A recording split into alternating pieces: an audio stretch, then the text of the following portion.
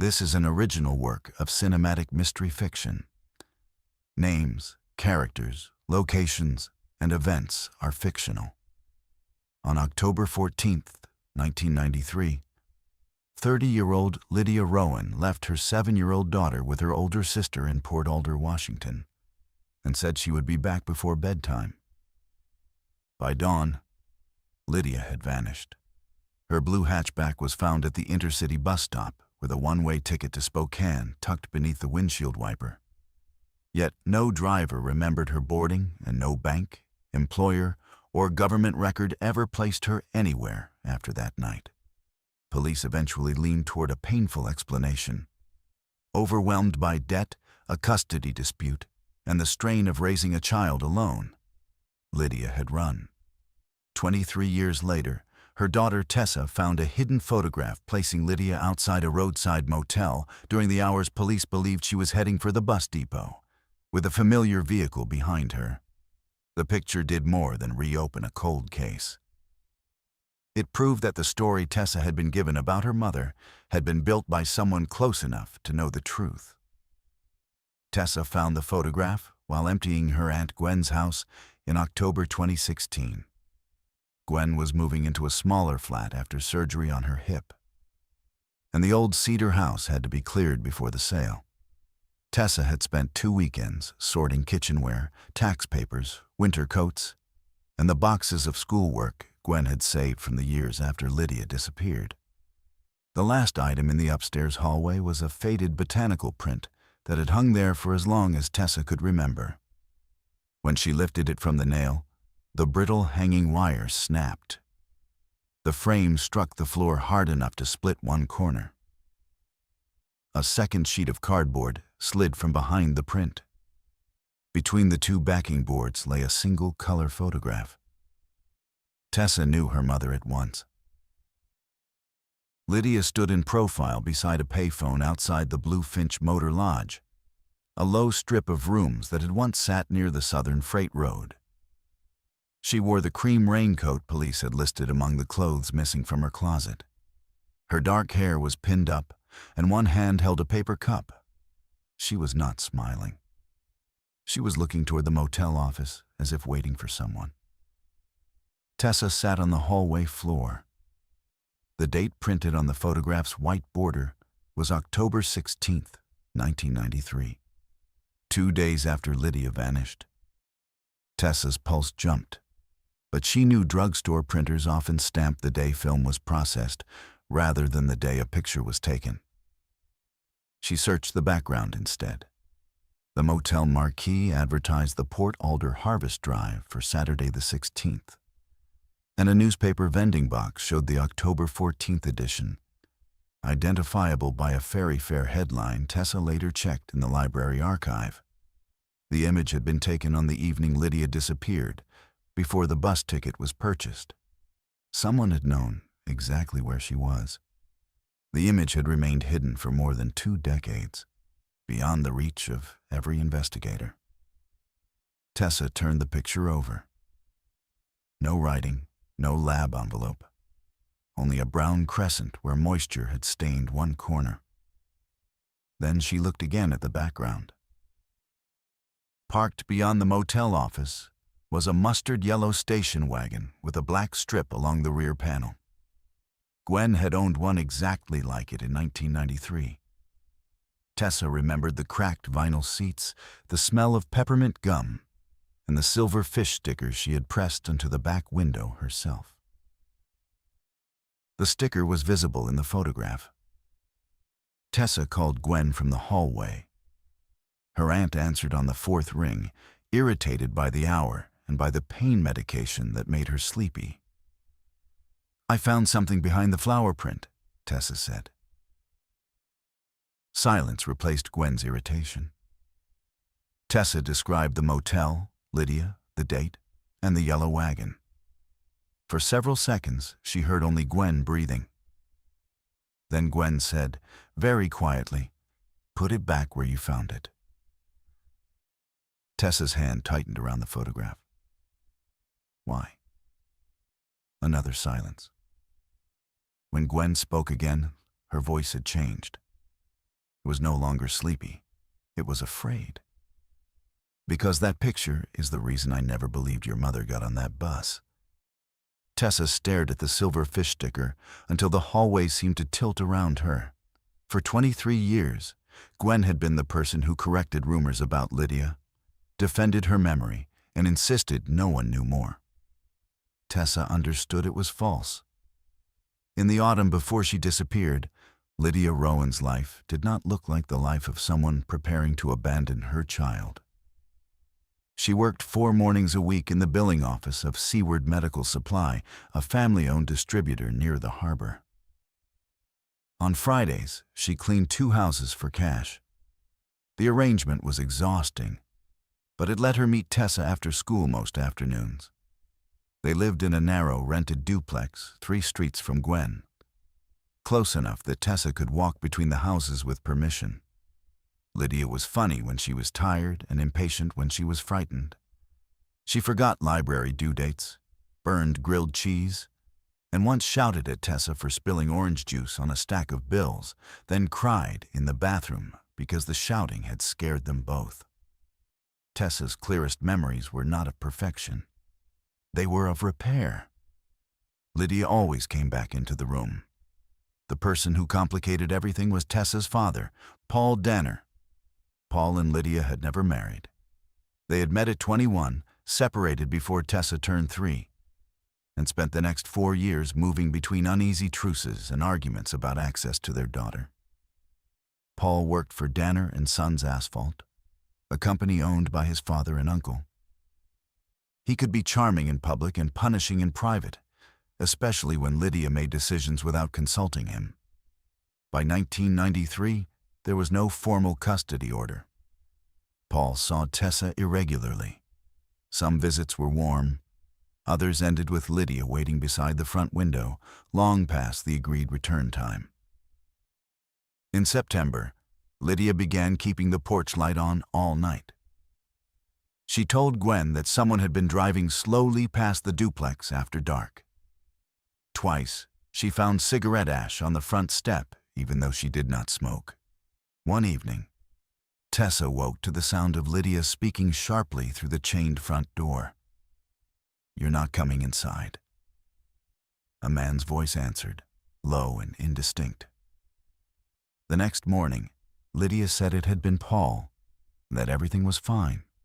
It was the phrase she used when nothing was fine.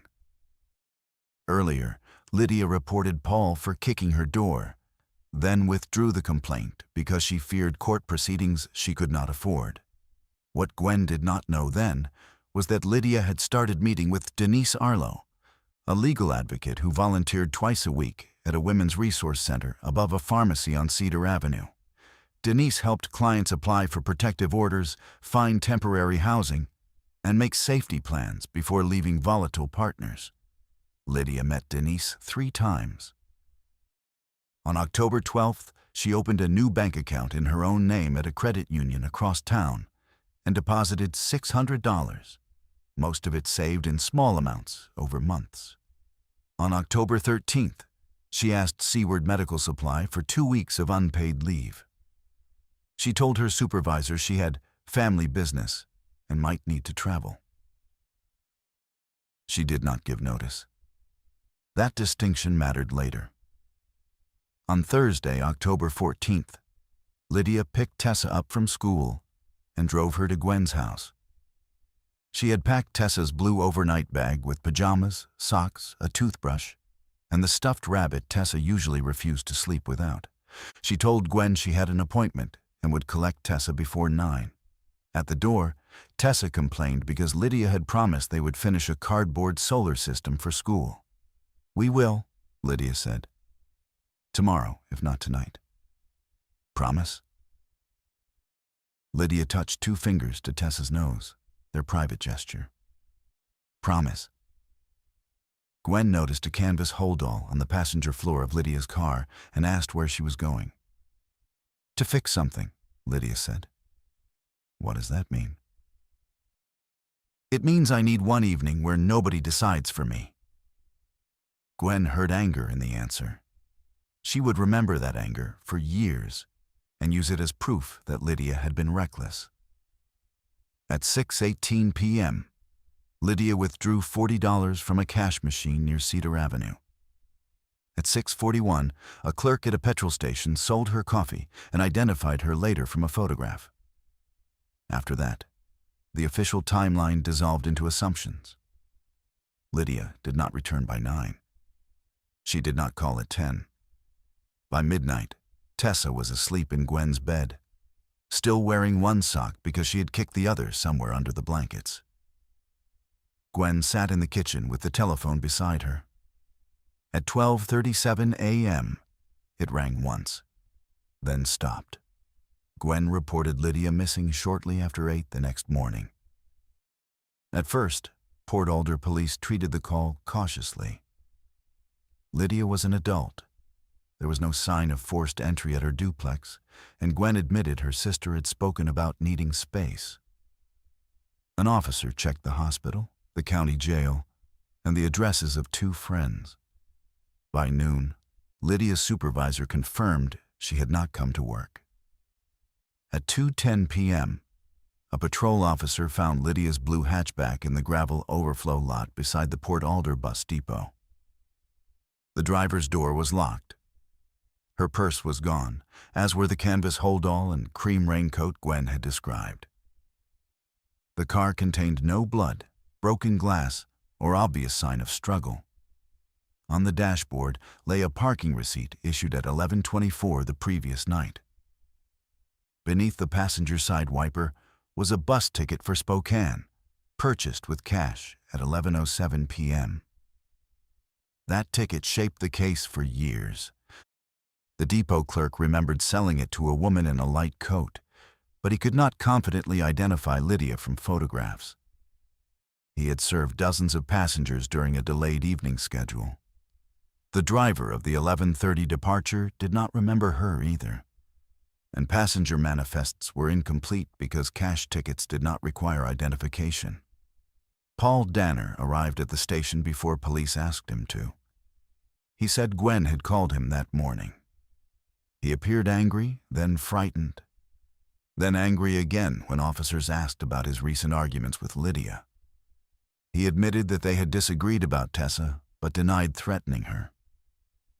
He said Lydia had been talking for months about leaving Port Alder. She wanted a clean start, he told Detective Ross Bell, the original investigator. Maybe she finally took one. Paul also gave police an alibi. He said he had spent Thursday night at Harbor Lanes with 3 friends from a company bowling league, then slept at his parents' house. 2 teammates remembered him being there. His mother said he came home before midnight. The timeline was never tested as aggressively as it might have been if Lydia's car had been found abandoned on a roadside instead of beside a bus station. Police searched the duplex. They found unpaid utility bills, a half-packed kitchen cupboard, Tessa's school calendar on the refrigerator, and a stack of library books due the following Tuesday.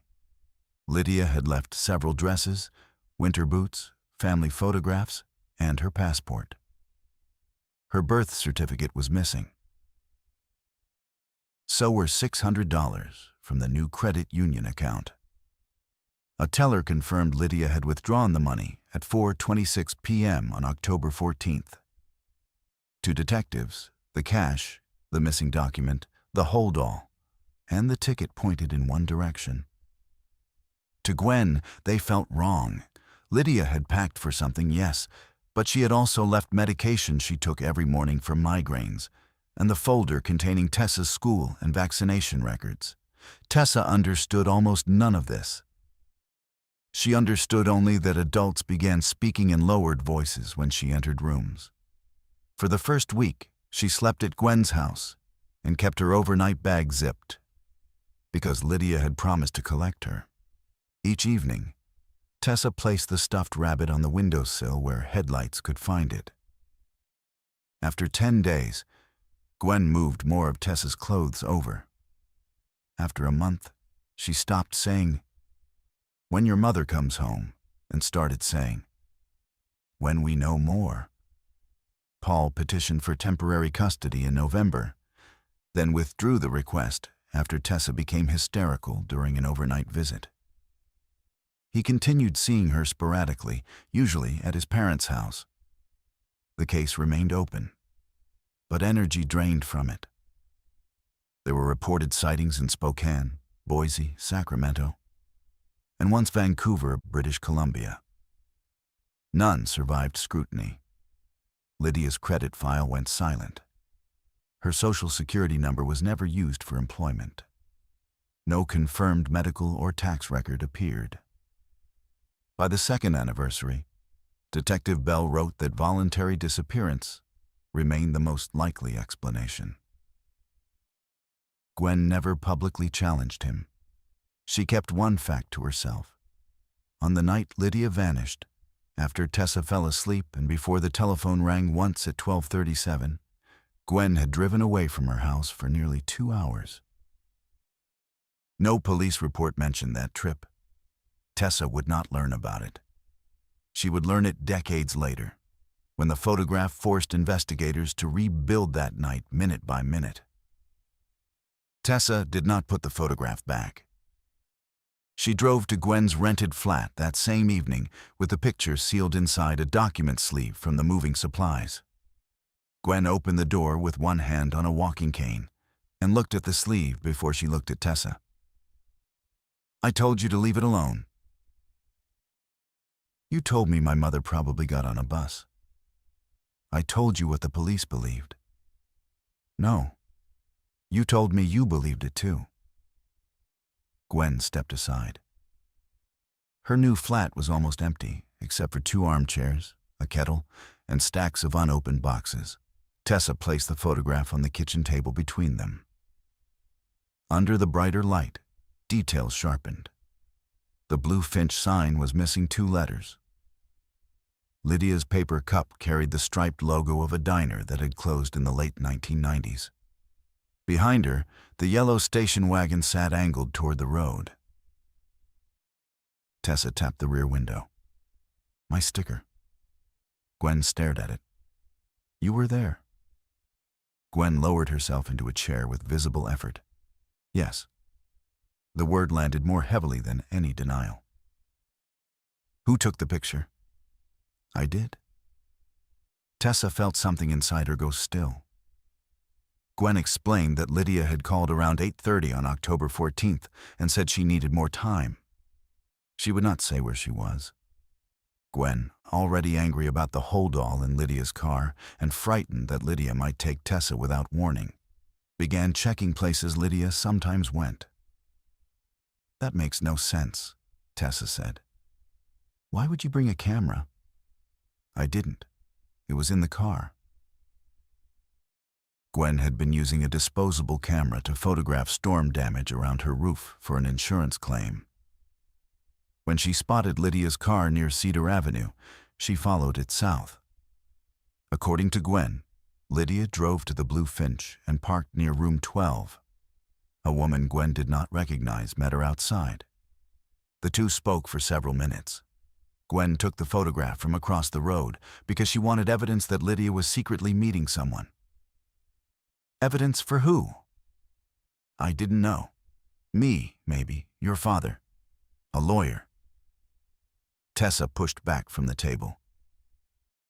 Gwen flinched to the word father before Tessa even used Paul's name. "Was Paul there?" "No." "Did you call him?" Gwen looked down. Not an answer. Tessa asked again. "I was scared," Gwen said. That is still not an answer. Gwen finally admitted that she telephoned Paul from a payphone near a supermarket after following Lydia. She told him Lydia was at the Blue Finch because she believed Lydia planned to leave Port Alder with Tessa. "Why would you do that?" "Because he was your father. He was the man she was trying to get away from."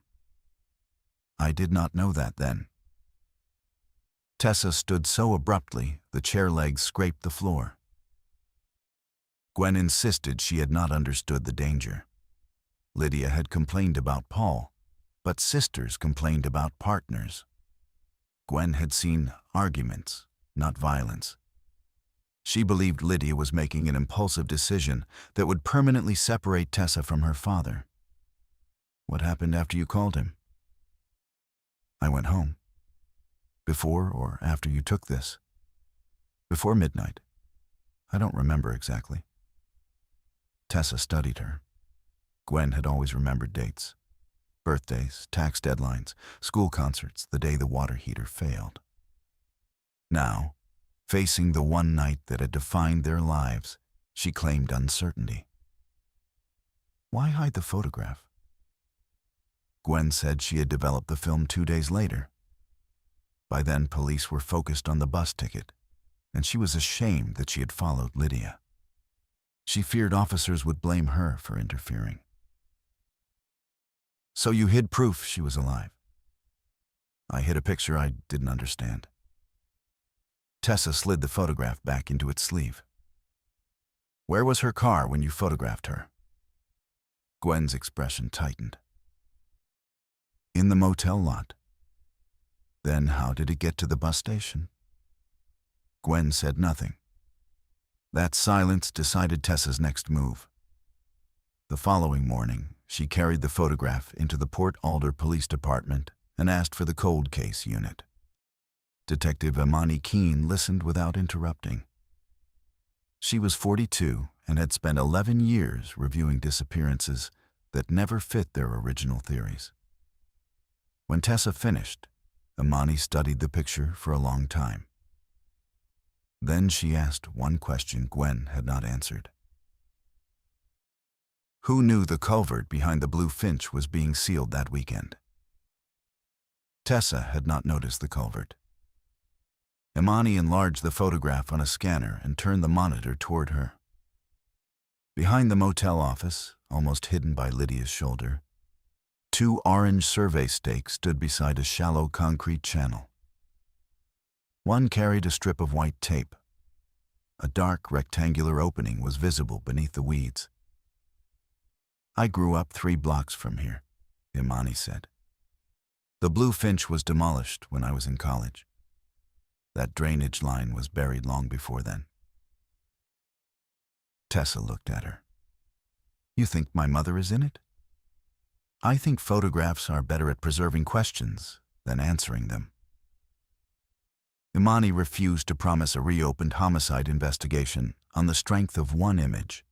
Instead, she asked for 48 hours to compare the photograph with the original case file, city records, and the evidence inventory.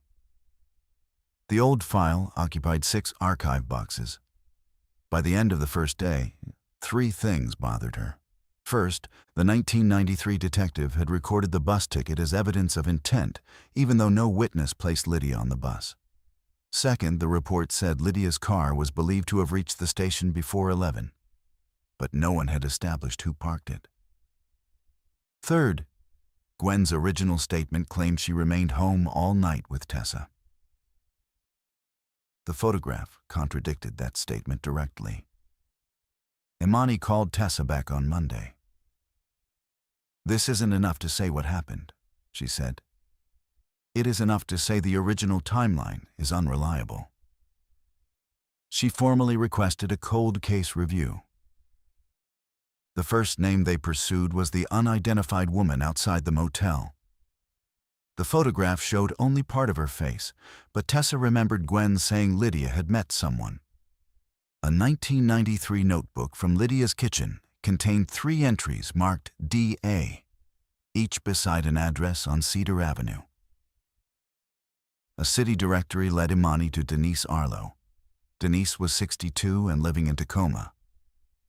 When Imani telephoned, Denise remembered Lydia before she heard the surname a second time. She had a little girl, Denise said. 7, maybe 8. She was terrified of losing her. Denise agreed to meet. She had volunteered at the Cedar Avenue Women's Resource Center in 1993.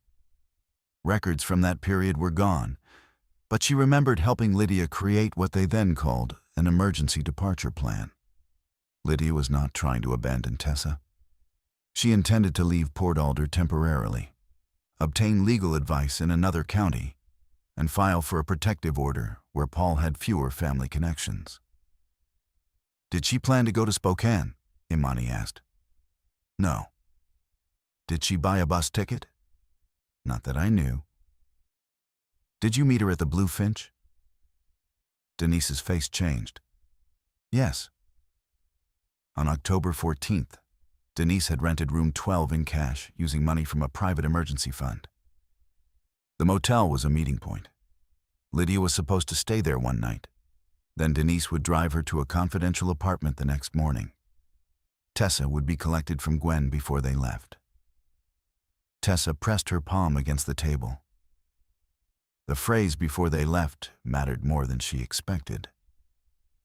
For 23 years, the most poisonous part of the official theory had not been that Lydia might have fled Paul. It was that she might have fled Tessa. Denise said Lydia arrived around 7. They reviewed a safety plan, discussed documents, and made arrangements for the morning. Lydia had her birth certificate and cash. She was worried Gwen would oppose the move, but she believed her sister would calm down once she understood. Did Lydia tell you Gwen had followed her? Tessa asked. No. Did Paul know where she was? He was the one person who absolutely was not supposed to know. Denise left the Blue Finch shortly after 9. Lydia was alive, alone, and planning to sleep in room 12. Before leaving, Denise took a disposable camera from her handbag and photographed a damaged lock on the room door. The center sometimes documented unsafe temporary accommodation. She still had boxes of old volunteer materials in her garage. 3 days later, she called Imani. She had found the envelope. Inside were 4 photographs from October 1993. One showed room 12's broken door latch. Another showed the rear service lot. Parked beside the drainage culvert was a white Danner & Sons asphalt truck. Denise had never connected the truck to Lydia. Road crews were everywhere that week, and the vehicle looked ordinary. The second photograph changed the scale of the review. It had been taken from the walkway outside room 12 and showed the Blue Finch's rear lot in flat morning light. Denise estimated the time as shortly before 6 on October 15th, when she returned because Lydia had failed to arrive at their meeting point. Lydia's hatchback was gone. Room 12 was empty. The bed had been used, a coffee cup sat on the dresser, and the broken latch looked exactly as it had the night before. The Danner & Sons truck was parked beyond the motel fence. Only the rear half of the vehicle appeared in frame, but the company name and unit number were readable. Truck 14. Imani requested corporate records. Danner & Sons had been sold in 2001, and most personnel files had been destroyed after the retention period. Municipal contract records, however, were public. A clerk in Port Alder's engineering department located a box of project documents for the South Freight Road drainage upgrade. The contract was startlingly specific. Danner & Sons had been hired to resurface the Blue Finch service lane and fill an obsolete stormwater culvert running beneath the rear lot. Work was scheduled for October 15th through October 17th, 1993. Truck 14 was listed on the equipment sheet. So was Paul Danner. His name appeared as acting site foreman for the Saturday shift. That did not prove he had been there Thursday night. It did prove that he knew the property, knew the culvert, and had access to the equipment used to cover it. Imani went back through Paul's 1993 interviews. He had told Detective Bell he had not been near the Blue Finch for years. He had also said he knew nothing about Lydia's plans to leave. Both statements now required testing. Tessa now learned how different an investigation felt as an adult. No longer the child standing silently at its center. Imani kept saying it had made specific questions possible. One of those questions concerned the time stamp from Harbor Lanes. Paul's bowling teammates had remembered him playing on October 14th. The original detective accepted their recollections without obtaining the league score sheet. Harbor Lanes had closed in 2007, but the local bowling association donated decades of records to a community sports archive. A volunteer found the 1993 book. Paul's team had bowled that night. Paul had not completed the final game. Beside his name, after the 7th frame, someone had written, "Left early." The score sheet placed him at Harbor Lanes until approximately 9:40 p.m., not until closing. The Bluefinch was 17 minutes away by car at that hour. His mother's statement that he came home before midnight had never specified how long he stayed. Imani interviewed one surviving teammate, Franklin Coe. He remembered Paul receiving a message at the front desk during the final game.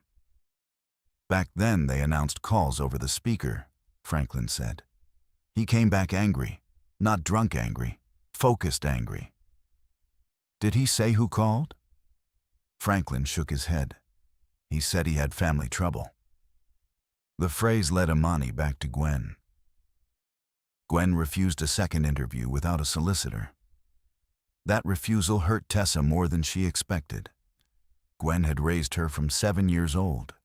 She had attended teacher conferences, learned to braid hair badly, paid community college tuition in monthly installments, and sat beside Tessa through every unanswered birthday. Love was not in doubt. Truth was. Imani searched telephone company records but found nothing useful. Local call detail data from 1993 had not survived. The payphone Gwen described was long gone.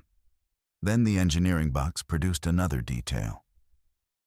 A handwritten equipment log showed Truck 14 had been signed out from the Danner yard at 10:06 p.m. on October 14th, the night before work officially began. The employee initials beside the entry were PD. It was returned at 6:32 the following morning. Paul had told police he slept at his parents' house.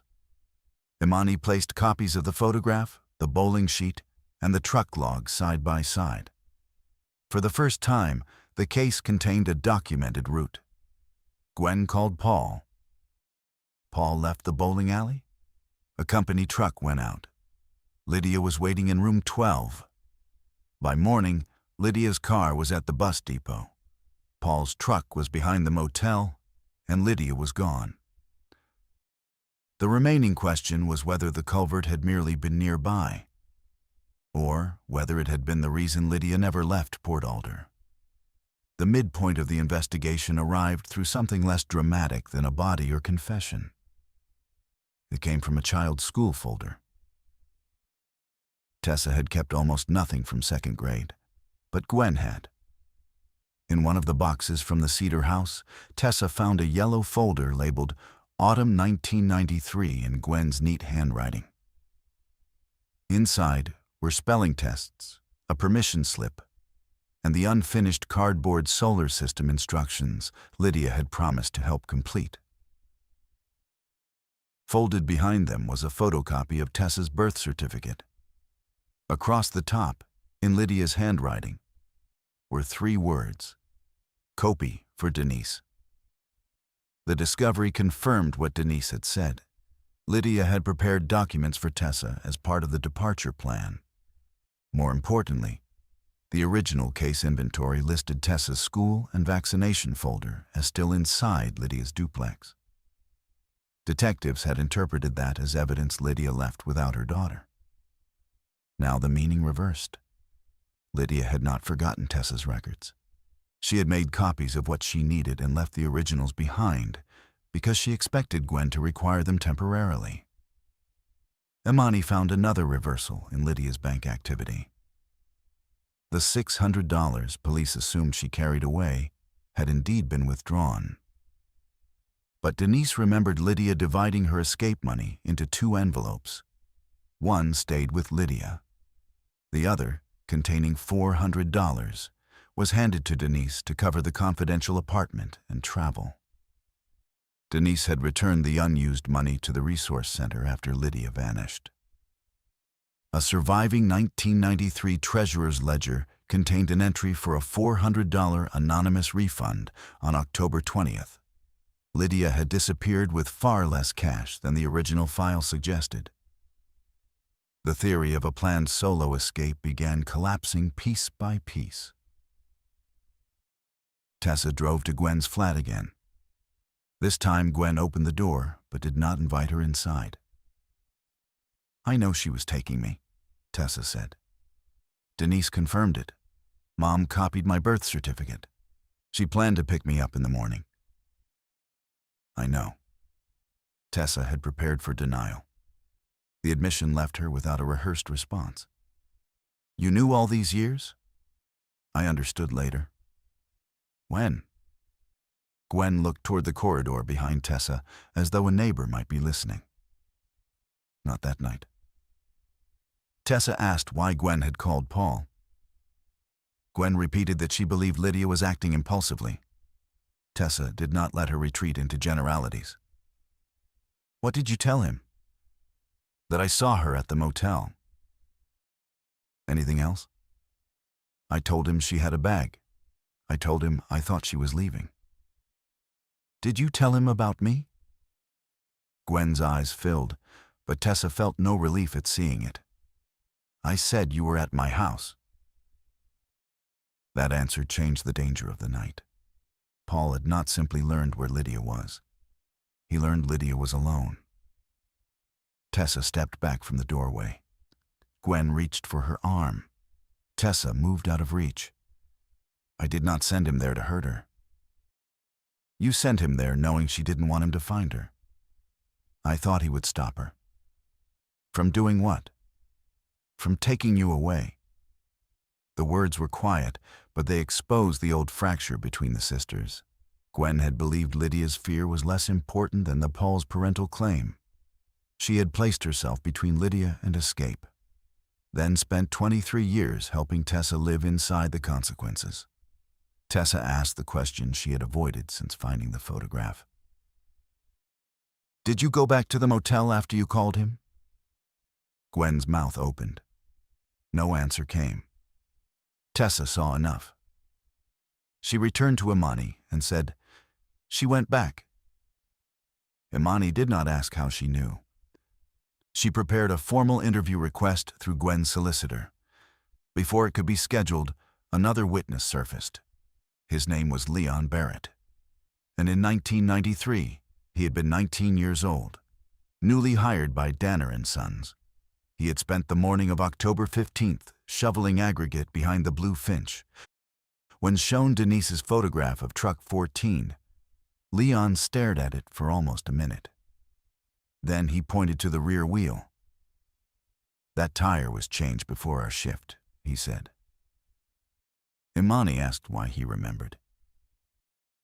"Because Paul made me help him wash mud and black grit off the wheel before the boss arrived." There had been no rain that night, and the culvert, before it was filled, had been lined with black river silt. Leon Barrett had never been interviewed in 1993. He was a temporary laborer, not listed on the project roster police later glanced at. And no investigator had canvassed the paving crew, because Lydia's disappearance was not considered connected to the Blue Finch. In 2016, Imani found him through union pension records. His memory was imperfect in ordinary ways. He could not recall what shirt Paul wore or the exact hour they began. He did remember the truck because Paul had been unusually possessive about it. "Normally we just checked oil and loaded tools," Leon said. That morning he was already there. Truck was behind the motel. He told me to get a hose. Paul made him wash the passenger side rear wheel, then scrape dark material from the wheel well with a piece of wood. Leon thought Paul had driven through an unpaved access road. "Was there anything inside the truck?" "Tarps, straps, same as always." "Anything unusual?" Leon hesitated. The floor smelled like bleach. He immediately qualified the memory. Danner trucks carried solvents and cleaners. Bleach alone meant little. The black grit mattered more. Imani sent Denise's rear lot photograph and the engineering plans to a forensic geologist. The culvert had collected fine sediment from a tidal drainage channel before being decommissioned. Samples no longer existed, but construction notes described the deposit as black, sulfur-rich silt. Paul had access to the culvert overnight. His truck showed residue consistent with having entered muddy ground. By morning, he ordered a young employee to clean it. Imani and another detective drove to Paul's house. He had remained in Port Alder, built a landscaping business after Danner and Sons was sold, divorced twice, and rarely saw Tessa after she turned 16. At 56, he looked heavier than the man in the 1993 file, but carried the same habit of answering questions before they were finished. He admitted leaving Harbor Lanes early. I forgot that part. He admitted taking truck 14. I had a crew at the motel next morning. I probably loaded it early. He denied going to room 12. When Imani placed Gwen's name into the conversation, Paul stopped tapping his thumb against his knee.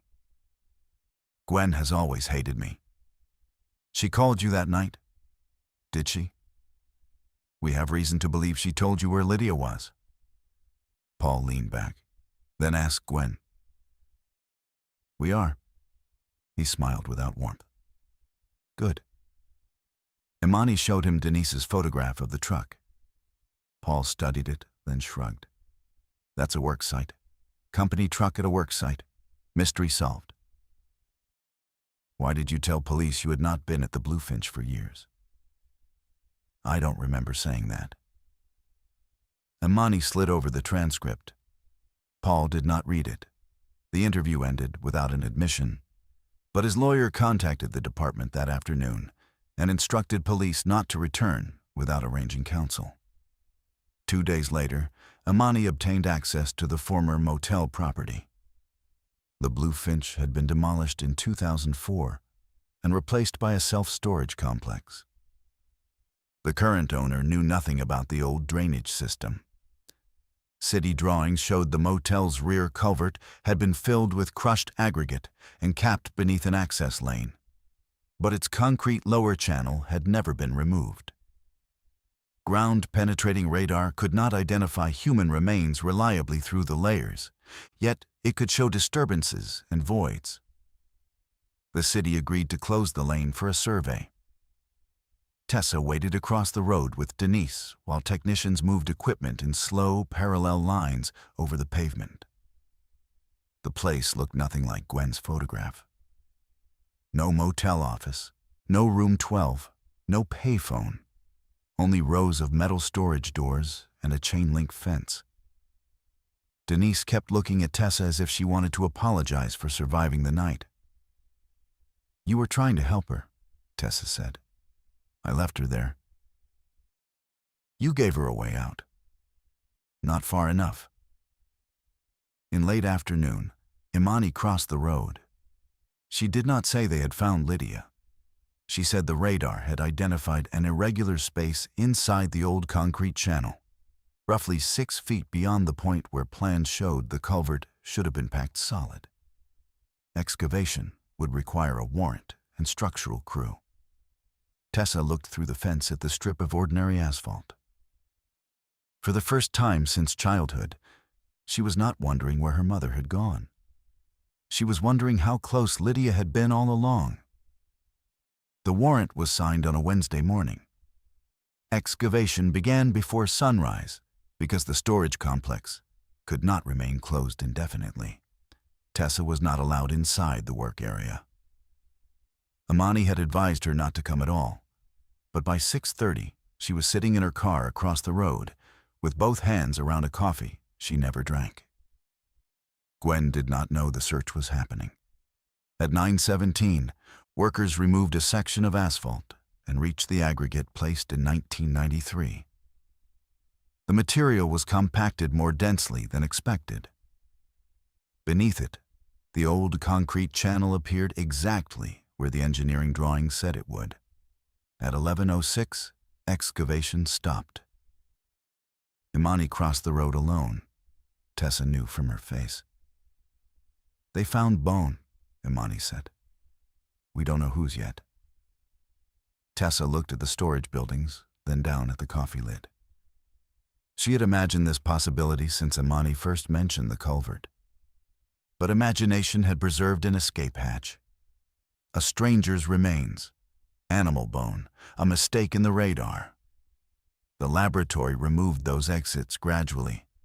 The remains belonged to an adult woman between 25 and 35.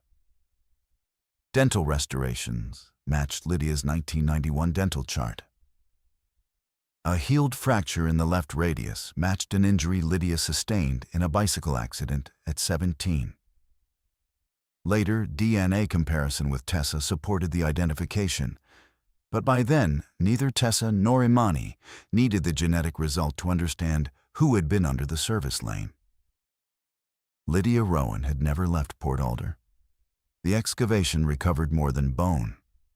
A corroded brass keyring held a motel key tag stamped 12.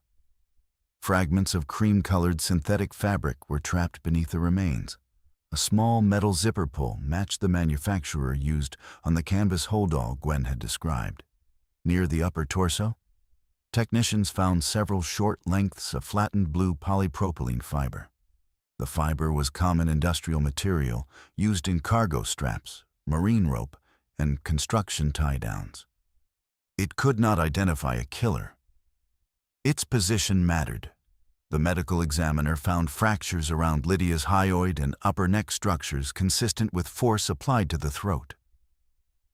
After 23 years, the remains could not establish every detail of the assault.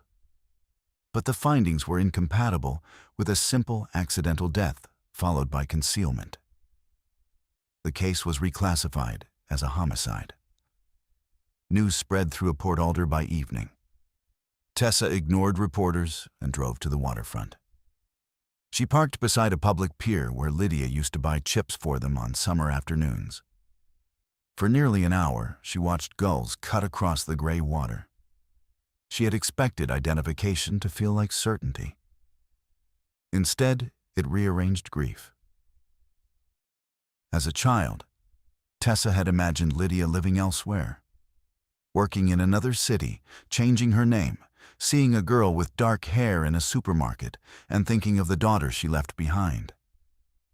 Even when Tessa hated that imagined woman, she had been alive. Now those private versions vanished at once. Her mother had been dead while Tessa waited with a stuffed rabbit on Gwen's windowsill. That evening, Tessa called Gwen. They found her. Gwen did not ask where. Tessa noticed. "Did you hear me?" "Yes." "They found Mom behind the blue finch." A long exhale came through the telephone. Still no surprise. Tessa's stomach tightened. "Gwen, where did you think she was?" "I didn't know. You didn't ask where they found her. I saw it on the news." The evening broadcast had not released the recovery location. Tessa knew because Imani had asked her permission to keep it confidential. She closed her eyes. "How did you know?" Gwen began to cry, not loudly.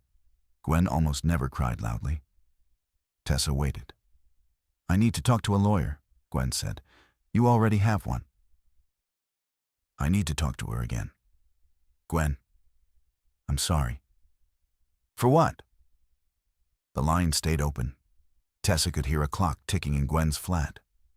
Finally, Gwen said, "For believing I could fix one terrible decision by making another." Then she ended the call. Tessa called Imani immediately and repeated every word. Imani confirmed that only the excavation team, medical examiner, prosecutor, property owner, and Tessa had been told the precise location. Gwen had received no official notice.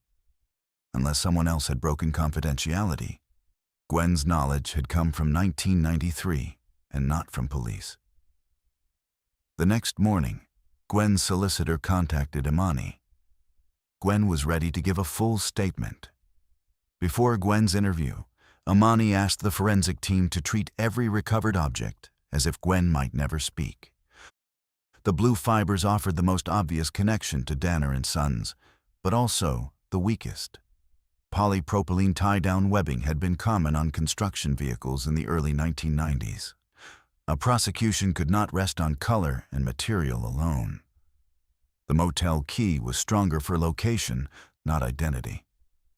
Room 12 had been rented through Denise under a false first name used by the Resource Center.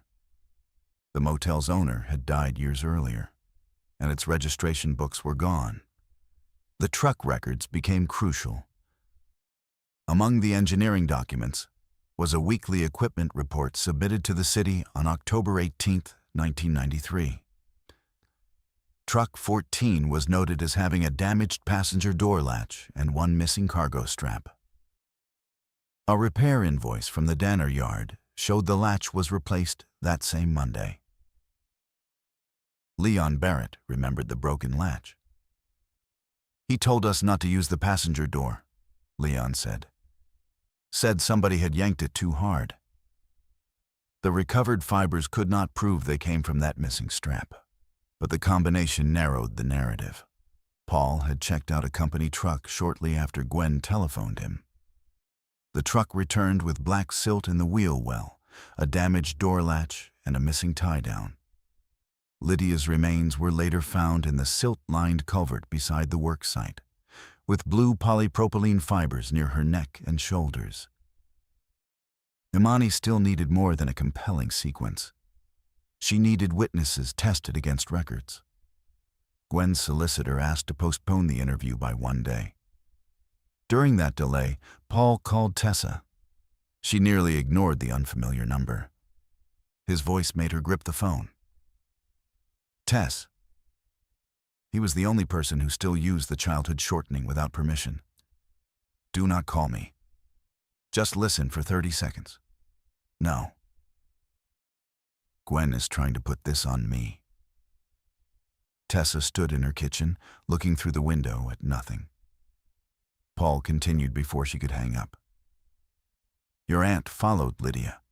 Your aunt lied to police. Your aunt hid a picture for 23 years. Ask yourself why." "I have." "Then ask why she suddenly remembers me." "She hasn't given her statement yet."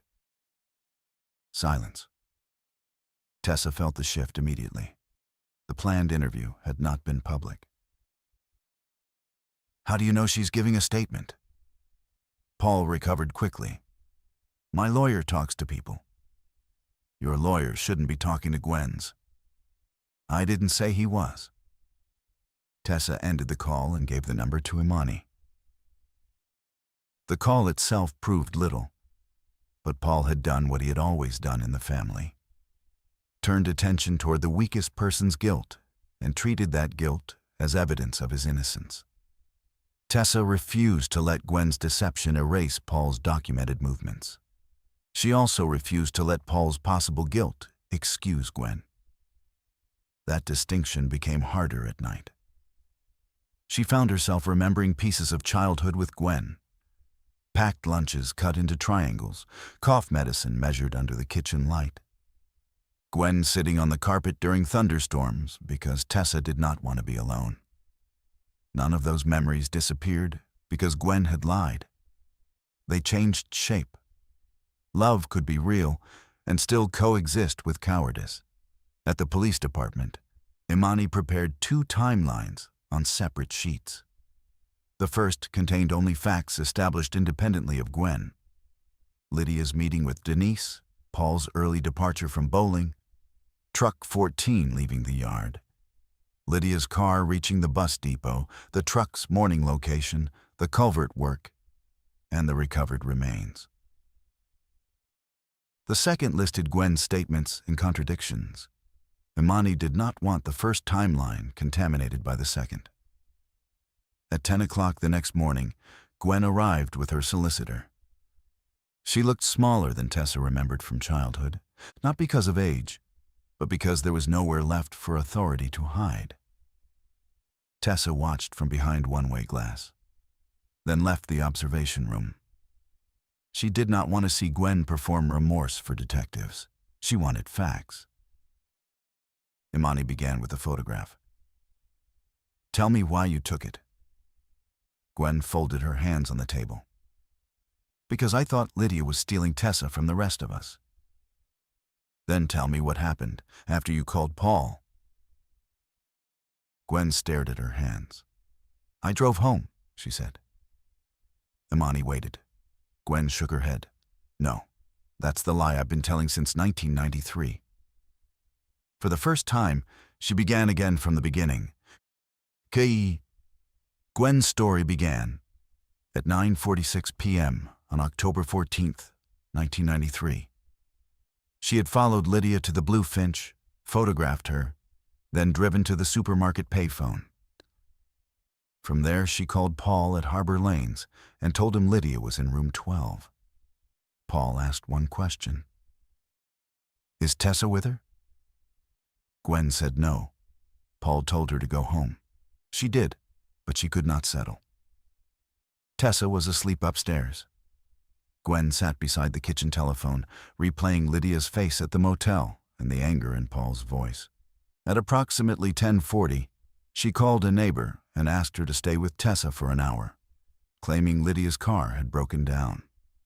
Gwen drove back to the Blue Finch. Truck 14 was behind the motel. Room 12's door stood partly open. Gwen heard Paul and Lydia arguing before she reached the walkway. Lydia said, "You don't get to decide where she lives." Paul answered something Gwen could not make out. Then came a heavy impact against the wall. Gwen froze outside. The room went quiet. Paul stepped into the doorway several minutes later. His shirt was torn at the collar. There was blood on one knuckle. Gwen asked where Lydia was. Paul pulled her inside. Lydia lay on the floor beside the bed. Gwen said she knelt and touched her sister's cheek. She could not feel breath. Paul insisted Lydia had attacked him, that he had pushed her, that she struck something when she fell. Gwen believed him for perhaps 30 seconds. Then she saw bruising already darkening around Lydia's throat. "You killed her," Gwen said. Paul answered, "You brought me here." That sentence became the hinge of Gwen's life. Paul told her they would both lose Tessa if police learned what happened. He said Gwen had lured him to Lydia, interfered with a custody dispute, and left a child with a neighbor while following her sister. He said Lydia's escape plans would make disappearance believable. Gwen knew he was manipulating her. She helped anyway. At 11:07, Gwen bought the one-way Spokane ticket at the bus depot while Paul waited 2 streets away. The clerk later remembered a woman in a light coat because he had seen Gwen, not Lydia. Gwen returned to the motel. Paul had moved Lydia's body into the rear of truck 14 beneath a construction tarp. Gwen then drove Lydia's hatchback to the bus station and parked it in the overflow lot. Paul followed in the truck and brought Gwen back to her yellow station wagon. "What happened to the purse?" Imani asked. Paul took it. "The birth certificate?" "In the holdall." "The money?" "I don't know." "Where did he take Lydia?" Gwen's voice broke. "He said the drainage trench would be filled in the morning." "Did you see him put her there?" "No." "Why did you know where we found her?" "Because there was only one place he meant."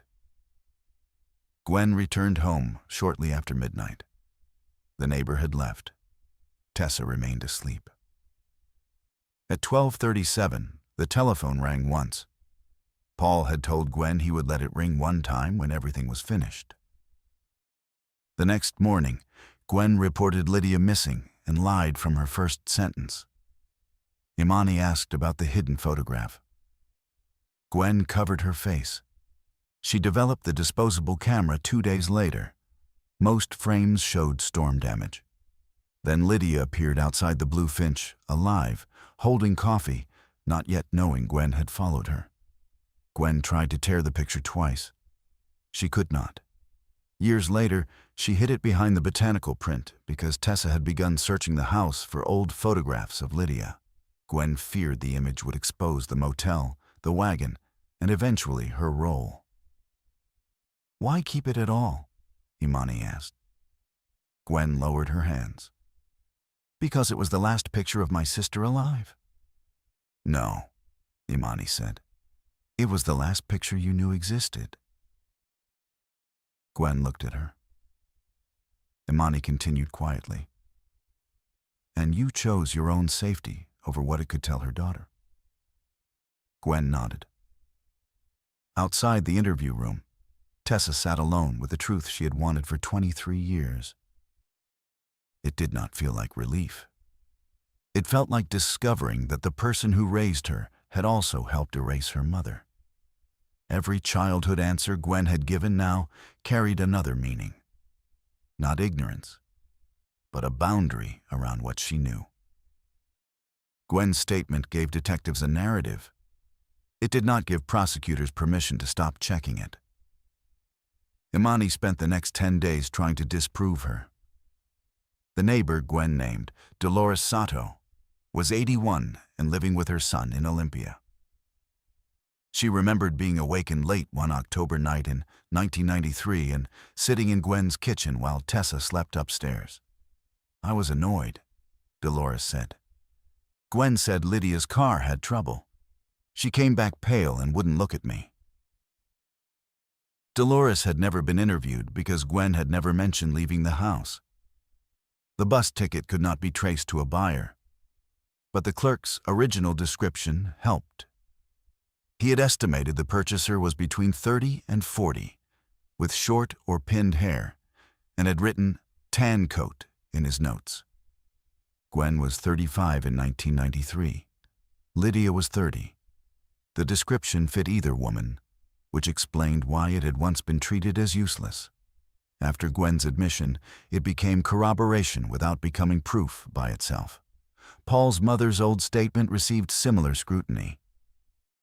She had died in 2009, but Detective Bell's handwritten notes contained a detail missing from the typed report. When asked what time Paul came home, she originally answered, "I heard him sometime after 1." Bell later wrote only that Paul spent the night at his parents' house. That destroyed the assumption that Paul had been home before midnight. The strongest corroboration came from the culvert. According to engineering records, the concrete channel was inspected at 4:20 p.m. on October 14th and recorded as clear of debris. It was not checked again before Danner and Sons filled it the following morning because the city inspector was reassigned to an emergency water main repair. Lydia's body therefore entered the channel inside a narrow window that overlapped Paul's overnight possession of Truck 14. Gwen had not known about the inspection record when she gave her statement. She could not have invented that timing after the remains were found. The prosecutor approved an arrest warrant. Paul was taken into custody outside his landscaping office on a cold November morning. He did not resist. He looked once toward the television cameras gathering across the street, and then at Imani. "This is Gwen's story," he said. Imani answered, "No, it's the evidence's story." Gwen finally stopped contradicting it. Paul was charged with Lydia's murder. The exact degree would be determined as the case developed. Tessa felt no triumph. Paul had been mostly absent from her adult life, yet he still occupied the biological space of father. Gwen occupied something larger. She was the person Tessa had called after breakups, illnesses, job changes, and the first time Tessa understood she might never have children of her own. Now, every memory of safety ran beside the knowledge that Gwen had helped park Lydia's car and manufacture abandonment. Gwen called twice. Tessa did not answer. On the third attempt, Gwen left a message. "I am not asking you to forgive me. I need you to know that she fought to come back for you." Tessa deleted the message, then regretted deleting it, then hated herself for caring. Denise became the person she could speak to without defending anyone. They met at a bakery near the police department. Denise brought no documents that day. She brought a memory. On the last evening of Lydia's life, after they finished discussing the departure plan, Lydia had asked whether Tessa would hate her for moving without explaining first. "I told her children understand more than adults think," Denise said. "What did she say?" "She said, Tessa understands promises." Tessa looked away. The two-finger touch to the nose returned with painful clarity. Promise. For years, Tessa had remembered that gesture as the last lie her mother told her. Now it meant the opposite. Lydia had intended to return before morning, collect her daughter, and leave Port Alder together. The promise had not failed because Lydia changed her mind. Someone had prevented her from keeping it. That distinction did not restore a childhood. It did restore her mother. Meanwhile, Paul's defense team attacked Gwen's credibility. They called her a confessed liar, an accessory protecting herself, and the architect of the bus station staging. They were not wrong about what she had done. The question was whether her guilt made Paul innocent. Imani believed the answer would depend on evidence neither of them controlled. Then the city archive found one more box. The additional archive box contained inspection diaries from Port Alder's engineering department. Most were useless. Weather notes, measurements, initials, complaints about delayed asphalt. On the page for October 15th, 1993, Inspector Harold Wynne had written a line that made Imani read it twice. 7:18 a.m. South culvert already packed. Foreman P. Danner states channel cleared before fill. No visual inspection possible. The official work schedule began at 8. Paul had filled the culvert early, before the city inspector arrived. A second entry noted that the aggregate crew had been called in ahead of schedule by the site foreman. Delivery tickets showed the first load arrived at 6:54 a.m., less than half an hour after Truck 14's overnight sign-out officially ended in company records. Harold Wynne was still alive. At 79, he remembered the project only after Imani showed him the diary. He could not recall Paul's face, but he remembered being angry that a drainage channel had been filled before inspection. "I told the foreman I'd have to note it," Harold said. "Did he explain the rush?" "He said the channel was clean, and they wanted to get ahead of traffic." "Was that normal?" "No. We liked seeing what people were about to bury."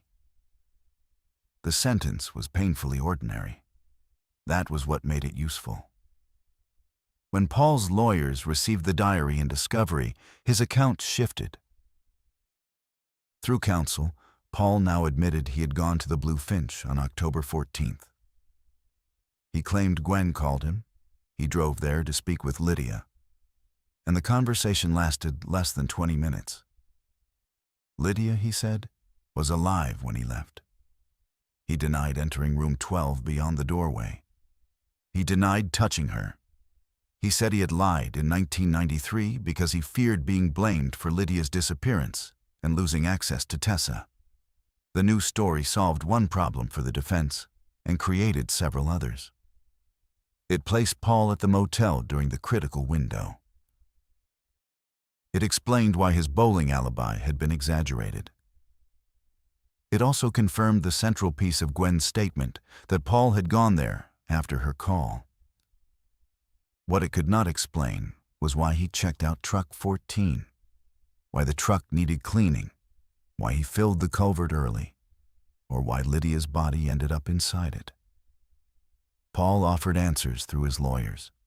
The truck was for work. The cleaning was routine. The early fill was efficient. Gwen, he suggested, could have killed Lydia after he left and used his work site to frame him. Imani tested that possibility. Gwen's yellow station wagon could not have carried Lydia into the culvert unnoticed if the body had already been in room 12 when Paul left. But possibility was not the standard. Opportunity mattered. Gwen had access to Lydia's car and knew the location. Then Leon provided a final, independent detail. During his first interview, he had described washing truck 14's rear wheel.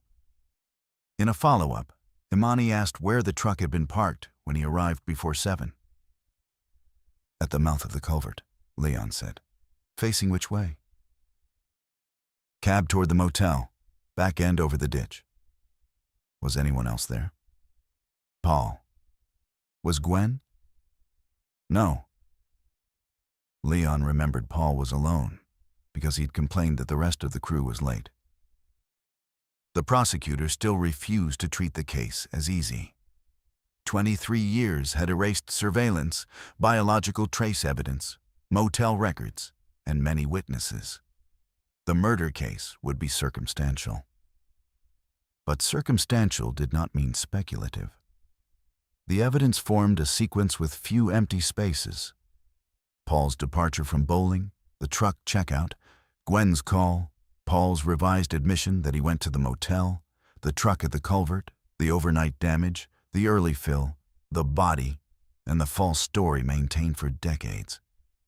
In February 2017, Paul rejected a plea agreement. The case went to trial that spring. Tessa attended only the first day.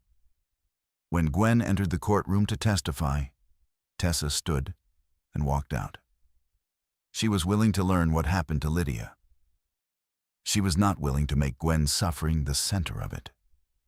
Outside the courthouse, Tessa sat on a stone wall until Denise joined her. Neither spoke about verdicts. Denise simply handed her a paper cup of coffee, the same ordinary object Lydia held in the hidden photograph.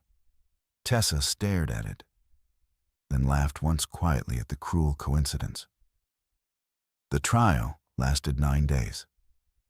Tessa followed it through Imani's evening summaries and newspaper reports she read only after removing the photographs.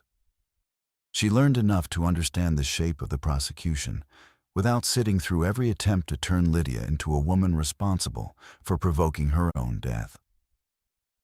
Denise testified first about the safety plan.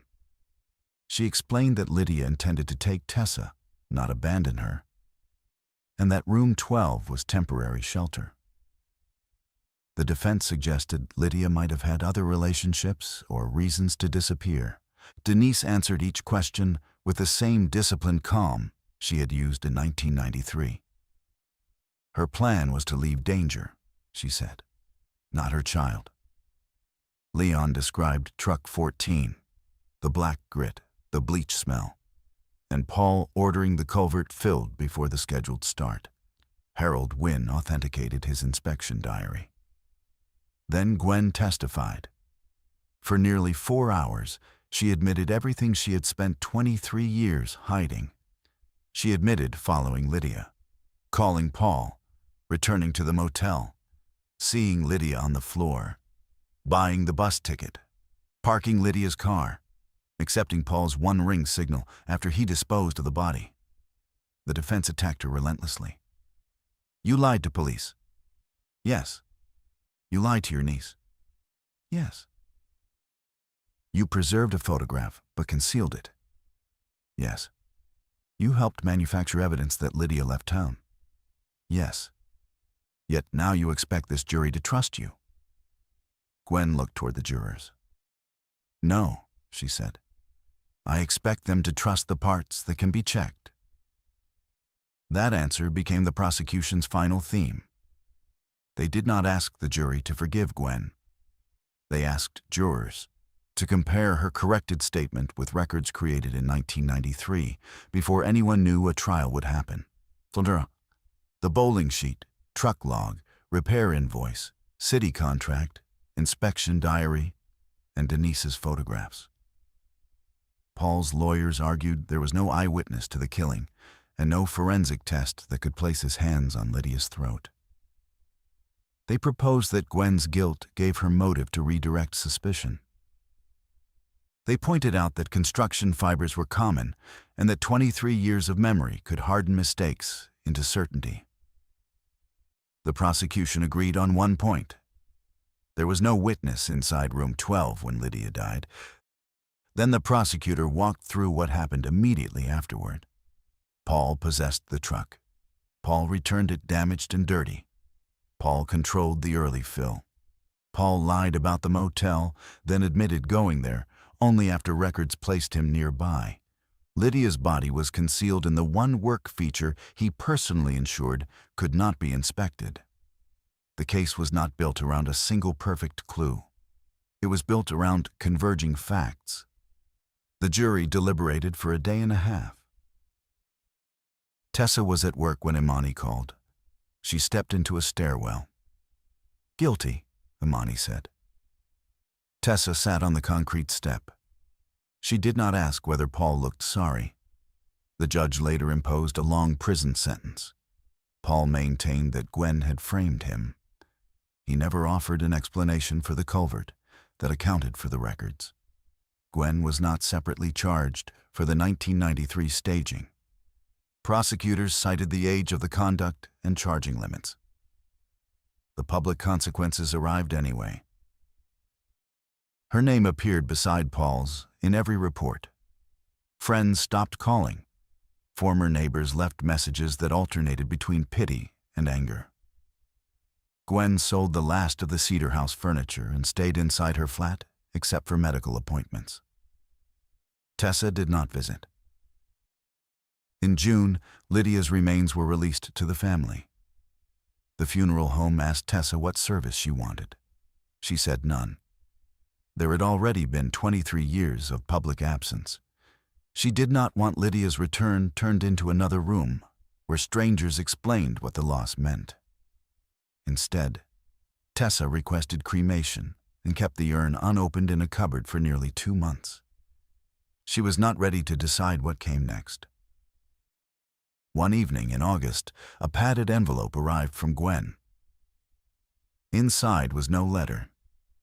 There was only a small silver fish sticker, identical to the one visible on Gwen's station wagon in the hidden photograph. Tessa remembered pressing the original sticker onto the glass when she was 7. On the back of this one, Gwen had written 6 words. "I should have protected both of you." Tessa read the sentence once. Then she placed the sticker beside Lydia's photograph. Not as forgiveness, as evidence of another truth that could exist beside guilt. Gwen finally understood what she had failed to do. By the first anniversary of the excavation, the Blue Finch case no longer belonged to the category that had defined Tessa's childhood. Lydia Rowan was not missing. That simple change in language mattered. The police database now recorded a recovered victim, a solved homicide, and a conviction. Reporters stopped telephoning. The storage complex reopened its rear lane. Port Alder moved on with the speed cities often do once a mystery acquires an ending. Tessa moved more slowly. She kept Lydia's ashes in her apartment and did not decide what to do with them until Denise mentioned, almost casually, that Lydia had chosen the confidential apartment because it was near the water. "She said you liked fairies," Denise told her. Tessa laughed. "I was terrified of fairies." Denise smiled. Maybe she liked them then. In October, Tessa drove to Gwen's flat for the first time since the confession. Gwen opened the door and did not reach for her.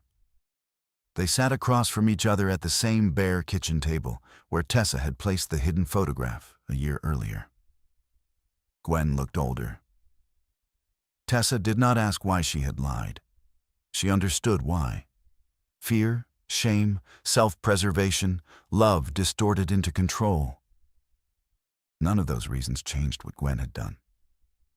Instead, she asked, when Mom realized Paul had found her, "Did she say anything about me?" Gwen's eyes lowered. "She told him you were not his property." Tessa waited. "Anything else?" She said she was coming back for you in the morning. Tessa took a breath. I don't forgive you. I know. I may never. I know. But I don't want the worst thing you did to erase everything else either. Gwen's face tightened. Tessa continued before she could answer. That isn't forgiveness. It's just true. Gwen nodded. For once, she did not ask for more. Tessa left after 20 minutes. The next morning, she drove to the Port Alder waterfront carrying Lydia's urn, the hidden photograph, and the yellow school folder from 1993. She walked to the end of the public pier where she remembered feeding gulls with Lydia. She did not scatter the ashes. Instead, she sat on a bench and opened the folder. The solar system instructions were still inside. Tessa smiled at the absurdity of it. A second-grade project, surviving longer than the motel, the bus depot, Danner and Sons, and nearly every official theory about her mother. On the bottom of the page, Lydia had written a shopping list in blue ink. Black paint, glue, 2 foam balls, string, pick up Tess, 8:30. Tessa had never noticed the final line. To Tessa, the line was everything. A plan.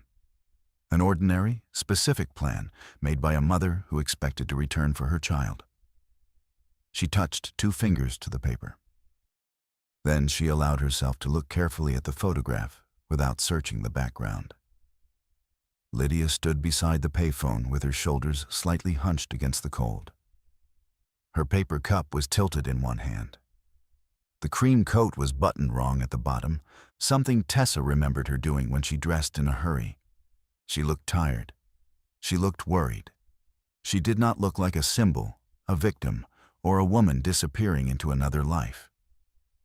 She looked like Lydia. Tessa had a copy of the photograph professionally preserved. She kept the original in an archival sleeve with the solar system page. She did not crop out Gwen's yellow station wagon. Removing it would have made the image easier to live with, but less truthful. Months later, she placed both items in a shallow drawer beneath her desk, rather than behind a wall or frame. Nothing hidden. The ashes remained with her until the following spring, when she took them on a ferry across the bay and released them in open water without ceremony. Denise came, but no reporters and no relatives. As the boat turned back toward Port Alder, Tessa stood at the rail. For 23 years, she had been asked to choose between 2 versions of her mother. Lydia had abandoned her, or Lydia had vanished without explanation. Both were wrong. The photograph had not solved the case by itself. It had exposed the first lie, and each record, witness, contradiction, and buried piece of evidence had exposed the next. What it finally returned to Tessa was simpler than a mystery. Her mother had been on her way back.